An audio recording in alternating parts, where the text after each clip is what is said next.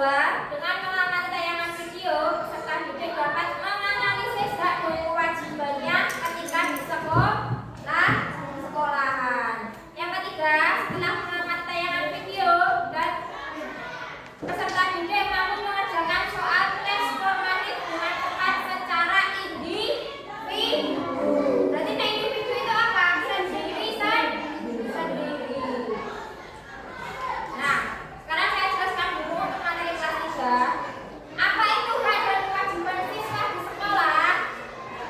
Hak siswa di sekolah adalah segala sesuatu yang pantas dan mutlak untuk didapatkan oleh seorang siswa ketika berada di sekolahan. Jadi sesuatu hak itu wajib kita dapatkan. Contohnya apa? Hak untuk belajar. Coba Mas Kais, yang kewajiban siswa di sekolah dibaca. Baca. Kewajiban siswa di sekolah adalah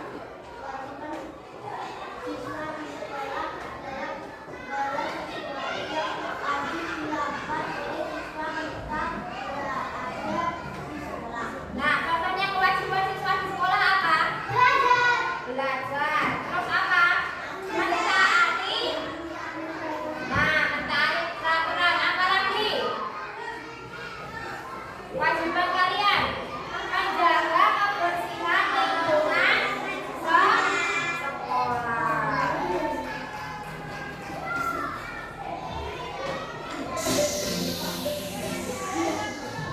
Hai anak-anak, selamat pagi. Dalam video kita kali ini, kita akan belajar tentang hak dan kewajiban siswa di sekolah. Namun sebelumnya, jangan lupa klik tombol like dan subscribe-nya ya.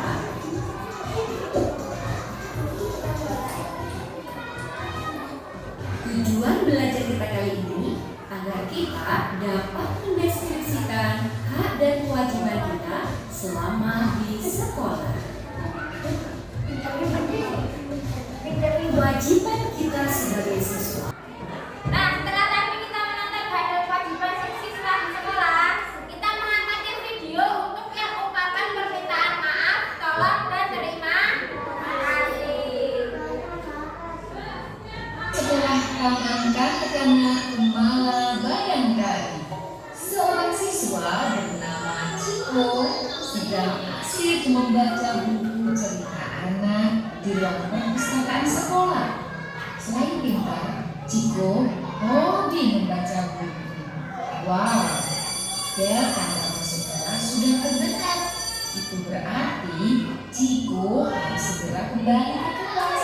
Ciko pun membereskan buku yang telah dibacanya kembali ke rak buku dan bergegas kembali ke kelas.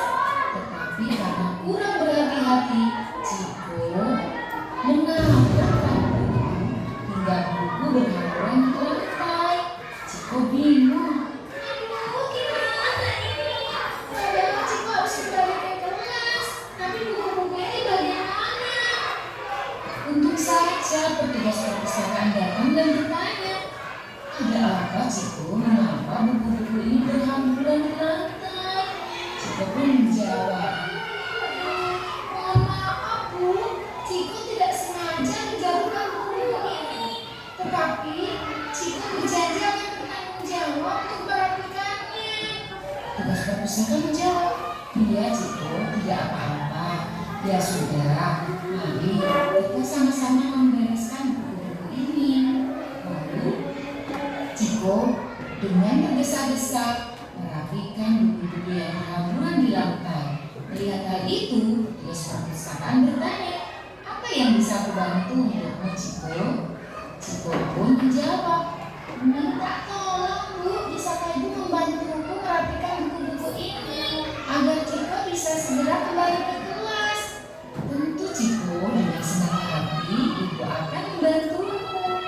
Lalu Ciko dibantu oleh petugas perpustakaan merapikan buku-buku yang berjatuhan di lantai. Sampai selesai, tak lupa setelah selesai Ciko mengucapkan, terima kasih Bu sudah membantu Ciko merapikan buku-buku ini. Petugas perpustakaan menjawab, Sama-sama, Ciko. Ya sudah, kamu segera kembali ke kelas ya. Nanti kamu terlambat. Baik, Bu. Ciko kembali. Permisi. Terima kasih, Bu. Sama-sama, Ciko. Selamat belajar.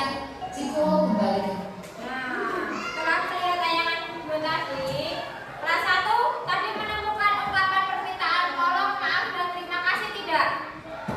Ya, menemukan ya. Untuk yang kelas 3 sudah paham tadi hak dan kewajibannya yang ketika di sekolah? Sudah? Ada yang mau bertanya dulu atau tidak? Tidak. Nah, sekarang tugas kalian untuk yang kelas 1, silakan kalian membuat ungkapan permintaan tolong, maaf, dan terima kasih yang sudah pernah kalian lakukan. Paham? Sampai sini paham tugasnya? Membuat kalimat ungkapan permintaan tolong, maaf, dan terima kasih. Untuk yang kelas 3, silakan kalian menuliskan kembali hak dan kewajiban yang sudah Bunda terangkan tadi.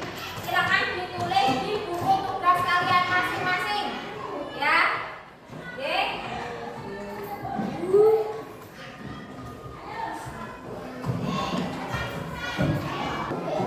Oke ya anak-anak semua, tugasnya sudah dikumpulkan semua dan sudah saya nilai. Terima kasih untuk perhatiannya hari ini.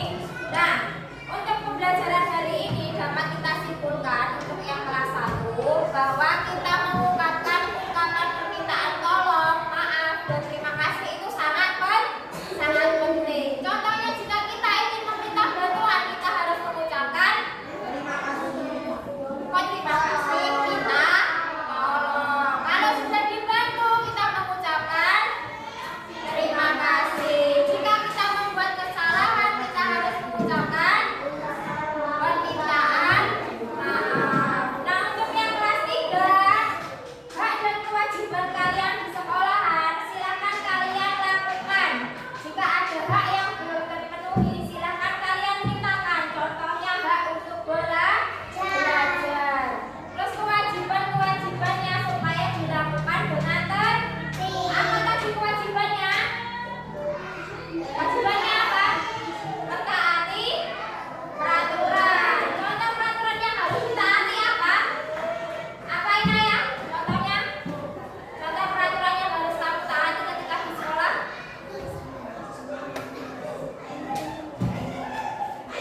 Membersihkan ruang kelas. Terus Anissa. Nah, bedakan lingkungan sekolah. Kewajiban apa lagi? Peraturan yang harus kalian taati. Memakai seragam sesuai hari. Berangkat sekolah tidak terlambat atau sesuai dengan waktunya. Nah, ada yang mau bertanya atau tidak? Ada yang bertanyakan? Sudah kan? Apa? Ain? Sudah paham semua? Sudah? Nah, sekarang PR kalian, tugas rumah kalian untuk kelas 1, silakan menuliskan kalimat ungkapan maaf dan terima kasih yang sudah kalian lakukan di rumah. Contohnya, kalian pernah salah ke orang tua, kalian mengungkapkan minta maaf, atau ke kakaknya atau ke adiknya.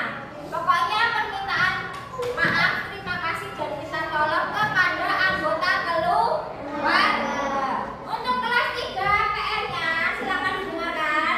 Ais. PR-nya silakan menuliskan kewajiban apa saja yang harus kalian lakukan di rumah. Pastikan setiap anak sering membantu orang tuanya. Nah, silakan itu ditulis kewajiban apa yang diberikan oleh orang tuamu yang harus kamu lakukan. Sampai sini paham? Ada yang ditanyakan lagi nggak sebelum pada tutup? Tidak. Oke, terima kasih untuk pembelajaran hari ini dan terima